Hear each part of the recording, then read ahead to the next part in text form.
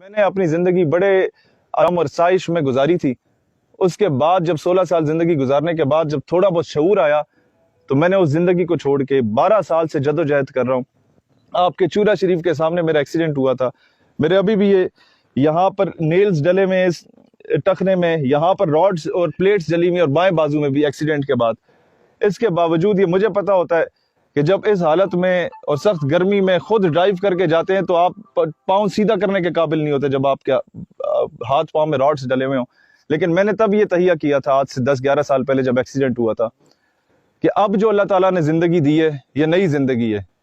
ये अयाशी करने के लिए जिंदगी नहीं है कि एक अफसर के घर में पैदा हो गया तो जनाब अयाशी करो।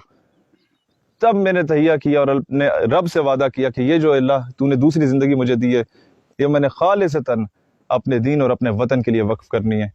तीसरी चीज जो बेनजीर इनकम सपोर्ट प्रोग्राम में मैं बैठ के देखा कि एजुकेशन का जो तालीम का बजट है वो सिर्फ 30 अरब रुपए है और बेनजीर इनकम सपोर्ट प्रोग्राम का जो बजट है वो 450 अरब रुपए है।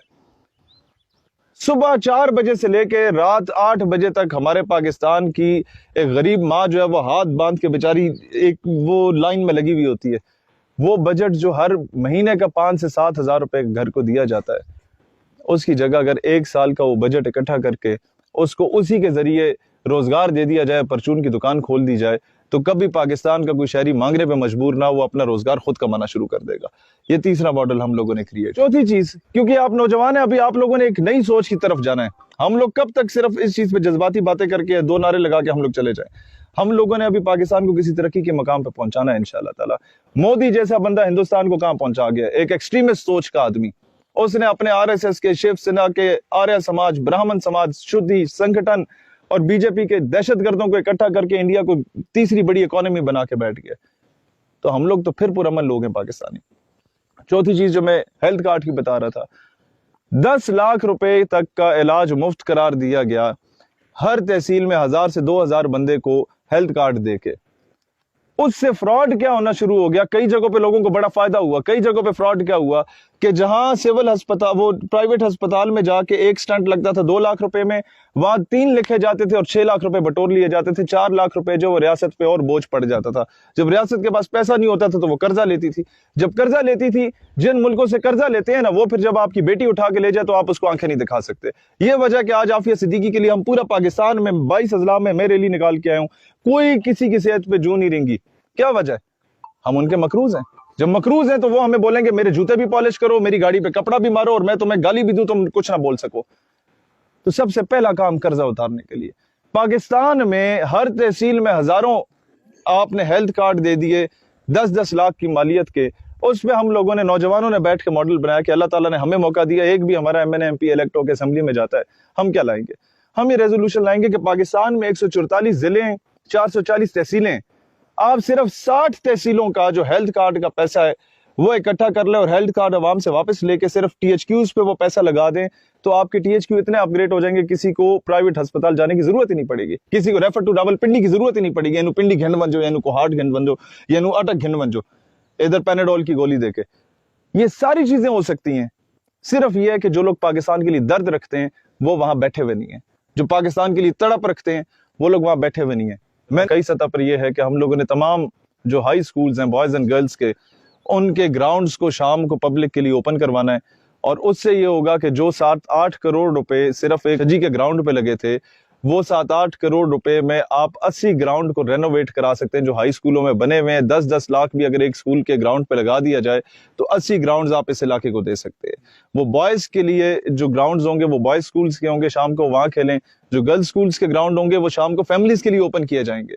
हमारे इलाके में जो अक्सर देखे ना, हमारी बहनें हैं, माएँ हैं, वो घर में जो सारा दिन एक फितने फसाद होते हैं वो सारे खत्म हो जाएंगे जब शाम को छोटे छोटे बच्चों को लेकर वो पार्क में जाना शुरू हो जाएंगी और ऑटोमेटिकली एक बहुत जबरदस्त कल्चर क्रिएट हो जाना है हमारे इलाके में। बेसिक हेल्थ यूनिट्स का मैंने विजिट किया तकरीबन हर यूनियन काउंसिल में। उसके अंदर जो रिहाइश के कमरे होते हैं वो 3 से 4 कमरे हमेशा खाली पड़े हुए होते हैं। और हर यूनियन काउंसिलों में आपने देखा होगा लोग झुग्गियों में रहने वाले हैं। लाजमी नहीं है कि लोकल है, कई लोग साउथ पंजाब से भी आके रह रहे हैं, लेकिन वो भी इंसान है, हमारे पाकिस्तानी है। उसके लिए हम लोगों ने मॉडल ये क्रिएट किया था कि उन जगहों को अगर हम लोग यूटिलाइज करते हैं, या जितनी सरकारी इमारतें आप लोगों की खाली पड़ी हुई हैं, वहां जो औरतें हमारी पैसे मांग रही हैं یا آپ کو چوکو چوراہوں پہ نظر آتی ہیں، ان کو بٹھا کے آپ گلگتی اور کشمیری شالز بنوانے کا سرکاری سطح پہ کورس کروا سکتے ہیں۔ میں آج آپ نوجوانوں سے کہتا ہوں کہ اپنا کردار سب نے ادا کرنا ہے، سپورٹس مین سپرٹ آپ لوگوں نے دکھانا ہے۔ جو بندہ آپ کا سپورٹس مین ہوتا ہے وہ ویسے ہی اپنے اندر ایک طاقتور شخصیت ہوتی ہے، وہ باقیوں سے منفرد ہوتا ہے۔ 4 بچے کونے میں بیٹھ کے جو چرس پی رہے ہیں ان سے بہت بہتر ہوتا ہے جو میدان میں ادھر آ کے کھیل رہا ہوتا ہے۔ آپ لوگوں نے اعلیٰ ظرفی کا مظاہرہ، نوجوانوں مجھے اچھا لگا آپ لوگوں کو دیکھ کے، اور حضرت نے جو دعا کرائی مجھے اس پہ بڑا اچھا لگا کہ ہم سب کو اتفاق دے اور لڑائی سے بچا۔ کتنی خوبصورت بات کی، ہم تو ترس گئے اس طرح کی دعائیں سننے کے لیے بھی کہ اس طرح کی بھی دعائیں ہوں۔ ہم دعاؤں میں بھی جو ہے نا وہ اپنی انا لے آتے ہیں۔ تو جہاں پر سپورٹس میں نظر آئے، آپ گڑی کے ٹیم ہے یا ڈھوک حافظ آباد کی ٹیم ہے، کل کو کوئی ٹیم آتی ہے انجرے سے، تراب سے یا کانی سے، رکھوان سے، مکھڈ سے، وہ ادھر کھیلتے ہیں اور امپائر کے معاملے پہ لڑائی ہو جاتی ہے، تو حق کیا بنتا ہے؟ حق لوکل لوگوں کا بنتا ہے کہ بے شک وہ غلط ہیں لیکن لڑائی سے بچنے کے لیے اعلیٰ ظرفی کا مظاہرہ کرتے ہوئے، بڑے پن کا مظاہرہ کرتے ہوئے اور سپورٹس مین سپرٹ کا مظاہرہ کرتے ہوئے آپ نے مہمان ٹیم کی بات مان لینی ہے۔ آپ کا جو یہ بچے ہیں نا، یہ تربیت یافتہ ہو جائیں گے۔ اگر ہم لوگ ادھر سے وکٹ اٹھا کے سائڈ پہ چلے جائیں گے اور بولیں گے نہیں جی ایسی نہیں کھیل سا، تو انا تو بچ جائے گی، آنے والی نسلیں نہیں بچیں گی۔ ان کو ہم لوگ غلط درس دے کے جا رہے ہوں گے یہاں سے۔ تو ہر چیز میں اپنی تربیت کرنی ہے، ہر چیز میں قوم کی تربیت کرنی ہے۔ سارا کام حکمرانوں کا بھی نہیں ہوتا۔ حکمرانوں کے آگے تو میں نے جا کے بھینس کے آگے بین بجائی نا 8 سال پہلے کہ بھائی جان میرے تعلیمی نصاب میں سنڈریلا پڑھا رہے ہو کہ ماں باپ سے چھپ کے بھاگ جاتی ہے بوائے فرینڈ کے ساتھ، میرے تعلیمی نصاب میں مسٹر چپس پڑھا رہے ہو ابھی تک پچھلے 50 سالوں سے کہ جناب وہ مر جاتی ہے کیتھرین اس کی جو گرل فرینڈ ہے تو وہ بھی آگے اس کے عشق میں مبتلا ہو کے مر جاتا ہے اور جناب زندگی ختم ہو جاتی ہے، لیکن میرے تعلیمی نصاب میں نور الدین زنگی، صلاح الدین ایوبی، ٹیپو سلطان، محمد بن قاسم یا طارق بن زیاد نہیں پڑھایا جاتا۔ اس کی وجہ کیا ہے؟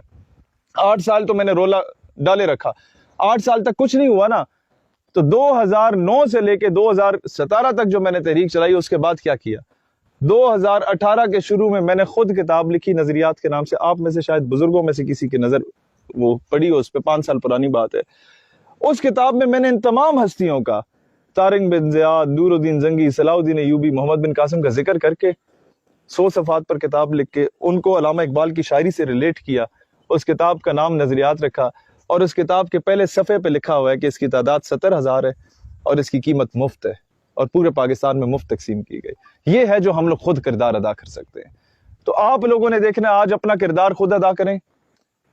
کہیں پر ایک دور میں بیلچہ تحریک چلی تھی، خاکسار تحریک، عنایت اللہ المشرقی رحمت اللہ علیہ، تحریک پاکستان سے پہلے کی بات ہے، یہ علامہ مشرقی کے نام سے مشہور تھے۔ انہوں نے بیلچے رکھے ہوتے، جہاں پر کوئی سیلاب آئے، مشکل ہو، سارا پنڈ اکٹھا ہو جاتا تھا ان کی ایک کال میں، بیلچے لے کے خود ہی کام ٹھیک کر لیتے تھے۔ کب تک ہم انتظار کریں گے کہ جی کوئی سرکاری محکمے کی کوئی گاڑی آئے گی اور وہ آ کے کرے گی؟ آپ لوگ سمجھیں آپ سارے آج سے ریاست کے ملازم ہیں۔ جرمنی میں جب ورلڈ وار ہوئی تھی نا، بور تو نہیں ہو رہے یار، 1-2 منٹ لے لوں؟ اور جرمنی میں جب ورلڈ وار ہوئی تھی اور جرمنی کے پاس کھانے کو کچھ نہیں تھا، جرمنی کی عوام نے پتہ کیا فیصلہ کیا تھا؟ اس نے کہا تھا کہ ہم 8 گھنٹے جو مزدوری کرتے ہیں اس کی ہمیں تنخواہ ملتی ہے، ہم 12 گھنٹے مزدوری کریں گے، 8 گھنٹے کی تنخواہ لیں گے اور 4 گھنٹے کی مزدوری ہم ریاست جرمنی کے لیے کریں گے اور ریاست کو صرف کریں گے۔ دوسرا فیصلہ وہاں کی عورتوں نے کیا کہ ہم لوگ کئی سالوں تک سونا پہننا چھوڑ دیں گے۔ تیسرا فیصلہ ان لوگوں نے کیا کہ 1/4 of the entire property belongs to state. تواڈے گھر اگر 4 سائیکلاں نے تے ایک ریاست دی ہے، 4 کمرے نے گھر تے ایک ریاست دا ہے، 4 جوڑے کپڑے دینے تے ایک ریاست دا ہے۔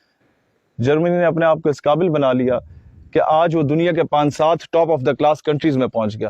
ورلڈ وار کے بعد جس جرمنی کے پاس کھانے کو کچھ نہیں تھا، ہم لوگوں نے کیا ماڈل لایا؟ ہمیں لوگوں نے کہا پاکستان کے قرضے کیسے اتارو گے؟ ہم نے کہا ہمارا ایک بندہ بھی چلا جائے اسمبلی میں، سب سے بڑا مسئلہ قرضے ہیں، قرضے حل ہو جائیں تو کوئی دنیا کا ملک مائی کا لال آپ کی جانب یا آپ کے دین کی جانب یا آپ کے ملک کی جانب میلی نظر اٹھا کے نہیں دیکھ سکتا۔ اب آپ مقروض ہیں، آپ اسے کچھ کہہ نہیں سکتے۔ تو قرضے اتارنے کا ماڈل، میں نے کہا جرمنی کے ماڈل کو ایک طرف رکھو، ہم کہتے ہیں عوام کے اوپر ٹیکس نہ ڈالو۔ 10 کروڑ سے زیادہ مالیت کا اثاثہ رکھنے والے لوگوں کا صرف 10% اگر ریاست کی ملکیت قرار دے دی جائے تو پاکستان اگلے دن اپنے قرضوں سے پاک ہو جائے گا۔ اور اس طرح کے لوگ لاکھوں کی تعداد میں پاکستان میں موجود ہیں، وہ دینے کو تیار ہوں گے، لیکن کب ہوگا؟ جب قرارداد کے متن میں لکھا ہو کہ سب سے پہلے وزیر اعظم اسلامی جمہوریہ پاکستان یہ پیسہ ادا کرے گا، پھر صدر مملکت کرے گا, پھر چیف جسٹس آف پاکستان کرے گا, پھر آرمی چیف کرے گا. عوام اپنے زیور اتار کے دوبارہ دینے کو تیار ہو جائے گی اس قوم کے لیے, جس طرح تحریک پاکستان میں دیے تھے. ہم لوگ عزت دار طریقے سے دنیا میں جینا شروع ہو جائیں گے. یہ ساری چیزیں جو امپلیمنٹ ہو سکتی ہیں. میں ابھی 2 ہفتے بلوچستان میں رہ کے آیا, وہاں کے نوابوں وڈیروں جاگیرداروں کے خلاف قوم کو جگا کے آیا. میں 2 دن پہلے وہاں سے واپس آیا ہوں. لاسٹ میرا جلسہ کراچی سوراب گوٹ میں تھا, اغوانیوں اور مہاجروں کے علاقوں میں. میں نے وہاں پر دیکھا کہ لوگ تڑپ رہے ہیں اور انتظار میں کہ کوئی بندہ اٹھ کے آئے. آپ کو فخر ہونا چاہیے کہ آپ کے اس دیہات سے کوئی نوجوان اٹھائے اور اس پہ ان لوگوں نے اعتماد کی, اور لوگوں نے اپنے جاگیرداروں سے بغاوت کر کے ہمارا ساتھ دینا شروع کر دیا. الحمدللہ آپ کی آواز پورے پاکستان میں گونج رہی ہے. پچھلے 1 مہینے سے میں اس علاقے سے دور رہا اور پاکستان کے 36-37 اضلاع میں جا کے میں نے جلسے کیے, اور آپ کو فخر ہونا چاہیے ان ڈھوکوں ڈھبوں سے اٹھ کے ہم لوگ جس جگہ پہ بھی گئے عوام نے ہمیشہ سینے سے لگانا شروع کیا ہے. اس لیے میں آپ کو کہتا ہوں یہ مٹی بہت زرخیز مٹی ہے, یہ غازی اور شہیدوں کی دھرتی ہے.